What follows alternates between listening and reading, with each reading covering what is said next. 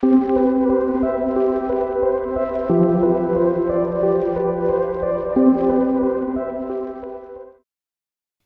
my name's Natasha. Welcome to my video. I'm just off out for a night out and I felt the need to do a video. I think what's inspired me is what's going on in the wider world at the moment with regards to trans rights in the UK, and I think the barrage of sort of negativity and hatred, and I was asked to do a presentation in where I work, and I think it went down quite well. I just wanted to sort of draw on some of the things that I spoke about in the presentation. So this was in March, and I think since I've done this presentation, some of the quotes that I've used are probably even more pertinent now with what's happened since, particularly in the UK, and with the new legislation that's just been or sort of rescinded at the moment. So what I wanted to do, because the people I was presenting to, a majority of them will be cis people, people outside the community who have next to no understanding of what it is to be trans, or what the challenges we may face. So the areas I covered was what is the Day of Visibility, and why is it important, and what is it to be transgender. As what it is to be transgender, I spoke about being non-binary. It's not just one thing; it can be a number of people. It's basically gender expression, breaking away from the binary, the confines of the paradigm of binary, and a lot of people are looking for their place in the world, and a lot of these labels that have come about now since I was young, I think they give people security, and they give people. I know it frustrates some people, but if it gives someone, life can be difficult to navigate sometimes, and if it gives people some kind of security, I don't think we can begrudge them that. And I think certainly some of the names, such as gender fluid and non-binary, would have helped me growing up for sure. So what is it? So it's a day of recognition for people who are achieving things within the transgender community. It's about promoting positivity about transgender people, saying that we are contributing to society, and it's also about raising awareness, because there's not a lot of representation. It's been in the past, we've been kind of a myth, something that's not really sort of spoken about. We're not reflected on TV, and up until recently, obviously. And so it's a day to sort of shine the light on what it is to be transgender, because I think we're making strides, or we were making strides, and I think that's why the day's come about. I think the day started in 2009, I believe, and I think it's a good idea. I think from some of the presentations I've given, people have asked questions off the back of it, so it's obviously generated an interest. So one of the quotes that I wanted to read in this video was one of the ones that I had a couple of quotes that I drew on, which I think were really powerful. And I think there's loads of quotes out there. I think Emerson said a quote which really that I didn't do in my presentation, which is about one of the biggest achievements is to be yourself in a world where the world tries to tell you who you are. So I think it's a lot of pressure to try and sort of override everyone else's expectations of who you should be, to sort of follow your inner compass.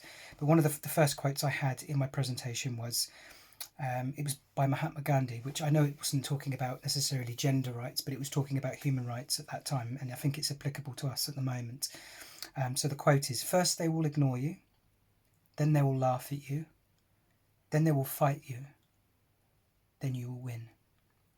So and one of the things I said in the meeting was, in the presentation, was that I've been through when they've ignored us, and I've been through when they've laughed at us, and now I think I've been working in an office now for 4.5-5 years, and we're taken seriously as human beings. However, now there's a challenge, because people don't like it. We've come so far, and I think when it was just a little bit of distance, people ignored it, but now people are really sort of opposing us, and that seems to be the way of things, according to in his particular, Mahatma Gandhi's particular scenario. And I think it's applicable to other things as well, because right at the moment, although it appears in the wider world that we're losing the fight, you can't beat an idea or a concept. I mean, they can take away our rights for now, but as soon as we have that idea in our mind, it's there forever. No one can take your inner thoughts and feelings. As long as you stay true to them, that's the most powerful place you can be. So as long as we keep our ideas of who we are, and we're going to anyway, because it's our authentic selves, we're going to win. Because I think evolution and people become more reasonable through time. I mean, look at all the progress we've made in other areas of other minority groups and their acceptance. So it's only a matter of time, and I think we've just got to sort of stay strong and keep on going.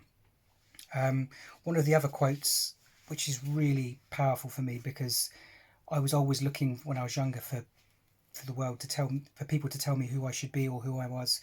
And this is from Carl Jung, the psychologist. He says, "The world will ask you who you are, and if you don't know, the world will tell you." So what you've got to sort of decide on who you want to be. You've got to feel who you want to be, and not ask someone outside you, because they may have an alternative motive. They may want you to fit a picture of what they think the world should be, and that might be contrary to what your inner peace would be. So yeah, so I think, I won't read out the whole presentation, but I also mentioned towards the end of the presentation some of the growing up. I didn't really have a lot of representation. I think there was Boy George, and there was a few sort of drag queens on TV, but I mean, TVs, we only had terrestrial TV back then, so wasn't even getting a lot of exposure for those.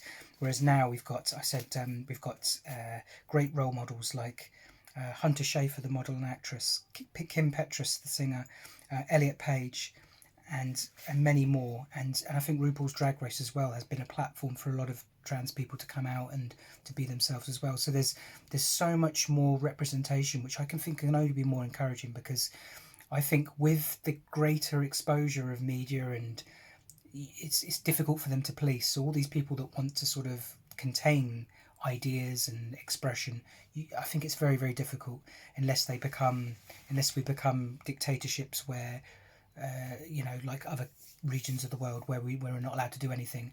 I think while we still have an element of freedom, it's going to be very difficult to sort of control that. And I think it's temporary. Any setbacks will be temporary. We'll get our rights back, because it's going to eventually affect everyone. Because this is not a situation where the only trans people are only children of trans people. That's not the way it works. So in the same ways it doesn't with other things, such as being gay or queer or anything like that. It's a unique thing to a person. So it's not going to be something they're going to be able to police, and it's not going to be something. And if I think temporary, we've just got to ride the storm, stay strong, and carry on with our chin up, and be strong, because people can take things away from us on the outside, but they can't take away the image we have of our mind in the future. And in the future, I see great things for trans people. I see, but we've come so far, and that's why people have got frightened, because it's upsetting their idea of normality. And that's great, because that's normal. If you look at the way the world was in the beginning of the 1800s or the 1700s, the world is completely different, and it would have frightened people back then as well. But that's the normal way of things. Things are progressing, and I think it's my message, and the reason why I wanted to do this video was to stay strong.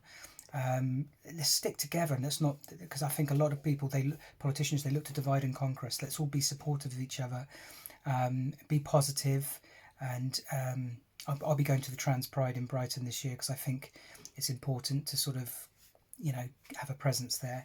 But stay strong, and yeah, don't lose faith. We'll get there. One minor setback, we're gonna get there again in the future.